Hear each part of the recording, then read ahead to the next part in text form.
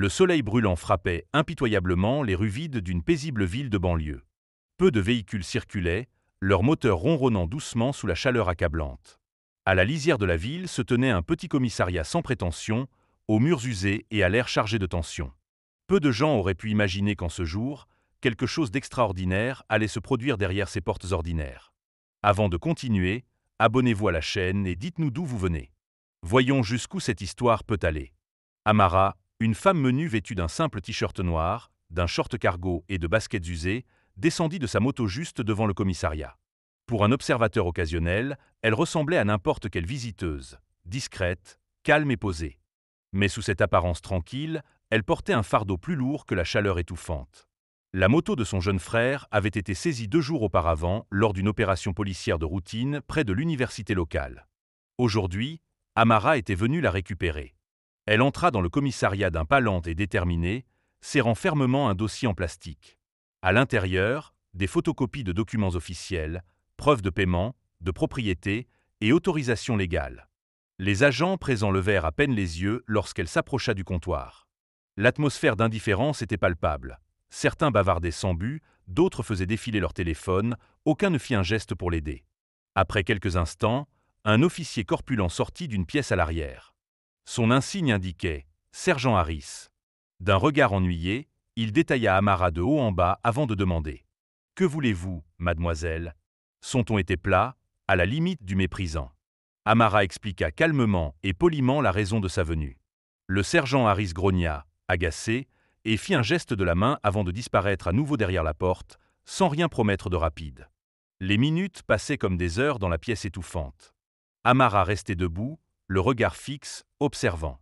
Elle connaissait le jeu, la bureaucratie, l'intimidation, les délais, des armes utilisées pour affirmer le pouvoir. Soudain, une nouvelle silhouette entra. Un homme grand, à la carrure imposante et à la démarche assurée. L'agent Donovan, connu dans le commissariat pour son arrogance et son goût pour les ennuis, prit place derrière le bureau. Sans un mot, il lança un regard méprisant à Amara et entama une tirade condescendante sur les supposées irrégularités de ses documents. Impassible, Amara posa ses papiers sur le bureau. Sa voix était douce mais ferme lorsqu'elle affirma que tous les frais avaient été payés et que tout était en règle. Donovan ricana et se pencha sur sa chaise, visiblement ravi de son rôle de dominant. Il évoqua des frais supplémentaires et des faveurs spéciales qui pourraient accélérer le processus, une demande à peine voilée de pot de vin. Les yeux d'Amara se plissèrent. Elle connaissait cette chanson, la corruption déguisée en facilité. Plutôt que de se laisser emporter ou paniquer, elle observa chacun des gestes de Donovan, chaque mot qu'il utilisait, mémorisant tout. Elle n'était pas là pour jouer son jeu, pas encore. Le sourire narquois de Donovan s'effaça quand Amara refusa de céder. Sa résistance calme était inattendue et, pour une fois, déstabilisante. Agacé, il se pencha en avant et lança un défi glaçant. « Si tu es si sûr de toi, allons régler ça dehors. Tu gagnes, tu repars avec la moto de ton frère aujourd'hui. Tu perds, et elle reste ici, indéfiniment. » La pièce tomba dans un silence pesant. Les chuchotements cessèrent. Même les autres officiers levèrent les yeux, sentant la tension. Ce n'était pas une blague. Amara soutint le regard de Donovan, sans une seconde d'hésitation. Elle accepta. La chaleur oppressante du soleil de l'après-midi semblait intensifier la tension sur le parking désert derrière le commissariat. L'asphalte craquelé reflétait la lumière éblouissante, créant des vagues scintillantes autour des deux adversaires face à face. Donovan dominait Amara de toute sa hauteur, ses larges épaules et son corps massif projetant une longue ombre. Son sourire confiant trahissait sa certitude de victoire. Il avait déjà eu affaire à des citoyens récalcitrants, aucun n'avait osé le défier ainsi. Pour lui, il ne s'agissait que d'écraser une petite femme et de régler l'affaire rapidement. Mais Amara n'était pas une femme ordinaire. Son regard calme et stable trahissait une détermination farouche, forgée dans l'adversité. Elle ne scia pas lorsque Donovan s'avança, lançant le duel avec une posture agressive et assurée. Le combat portait moins sur la force brute que sur la stratégie et l'endurance. Donovan attaquait avec une puissance brute, chaque mouvement destiné à intimider et à écraser. Mais Amara se mouvait avec précision et grâce, esquivant, parant et utilisant l'élan de son adversaire contre lui. Chaque coup évité, chaque riposte placée sapait un peu plus la confiance de Donovan. Leur affrontement résonnait en silence, frottement de pieds, souffle court, déplacement rapide. La sueur coulait sur le front d'Amara, mais son regard restait vif, calculant le moment parfait pour frapper. Peu à peu, l'écart physique entre eux se réduisait, mais le fossé psychologique se creusait. L'arrogance de Donovan commençait à s'effriter face à la concentration inébranlable d'Amara.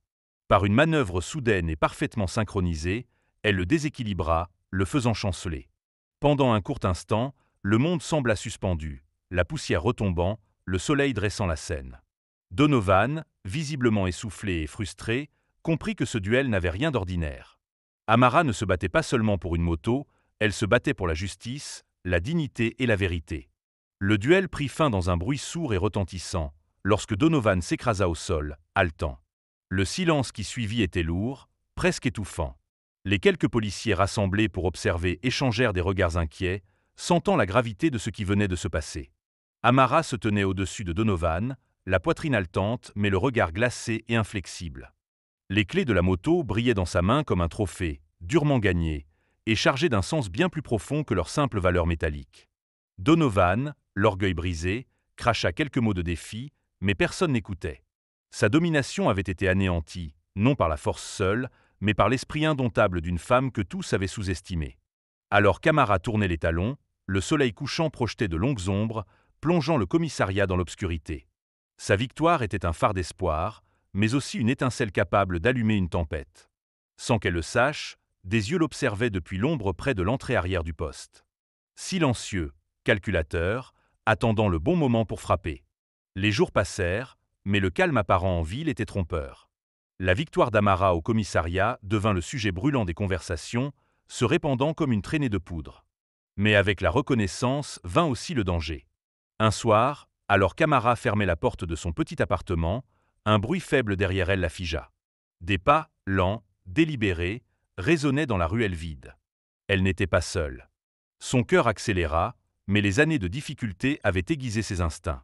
Sans se retourner, elle plongea la main dans sa poche et serra le métal froid d'un petit spray au poivre. Les pas s'accélérèrent. Soudain, une voix rauque surgit de l'ombre. « Tu as dérangé un nid de guêpes, Amara. » Il n'oublie pas ce genre de défi. Avant qu'elle ne puisse répondre, une silhouette bondit vers elle. Ses réflexes, affinés par l'instinct de survie, prirent le relais. Une esquive rapide, un jet dans les yeux de l'assaillant, un grognement étouffé. Amara s'enfuit, le cœur battant, consciente que ce n'était que le début d'une guerre qu'elle n'avait pas choisie, mais qu'elle ne pouvait fuir. Le lendemain, meurtrie mais debout, Amara alla chercher un vieil ami, Elias, un ancien journaliste devenu détective privé. Il avait la réputation de déterrer des vérités que d'autres préféraient garder cachées. Dans un café faiblement éclairé, ils parlèrent à voix basse. Elias la mit en garde. La corruption du commissariat faisait partie d'un réseau plus vaste, profondément enraciné. Un système qui contrôlait bien plus que des motos et des parkings. Amara écoutait attentivement. Ce combat n'était plus seulement pour la moto de son frère. Il s'agissait désormais de mettre en lumière un système conçu pour opprimer et exploiter. Ensemble, ils commencèrent à recueillir des preuves, à élaborer un plan pour révéler la vérité au grand jour. C'était dangereux, risqué, mais Amara savait qu'elle n'était plus seule. La nuit tombait sur la ville, Amara regardait par la fenêtre les lumières scintillantes. Son reflet lui renvoyait une image, fatiguée mais combative. Elle n'était plus une simple visiteuse d'un commissariat. Elle était devenue un symbole de résistance.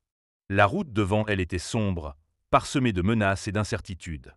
Mais Amara était prête. Pour chaque ombre projetée, elle serait la lumière qui refuse de s'éteindre. Ce combat allait bien au-delà d'une simple moto. C'était une lutte pour la justice, pour la vérité et pour l'âme de sa communauté. Et elle ne reculerait pas. N'oubliez pas de vous abonner et de laisser un j'aime. Ça compte beaucoup pour nous.